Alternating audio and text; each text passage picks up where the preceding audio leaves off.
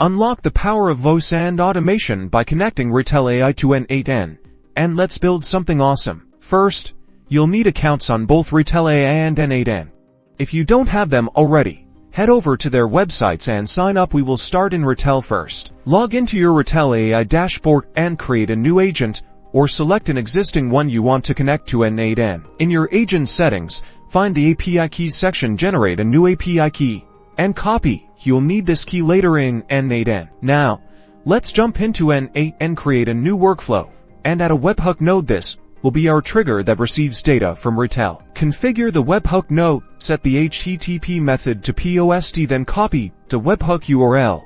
We'll be needing this next in Retell. Back in Retell AI, paste the N8n webhook URL into the webhook URL field in your agent's settings and save the changes. Back in N8n, add a function node. After the webhook node, this node will parse the data received from Retell. Inside the function node, write JavaScript code to extract relevant information from the Retell payload, like the transcribed text or intent. You can customize this based on your needs.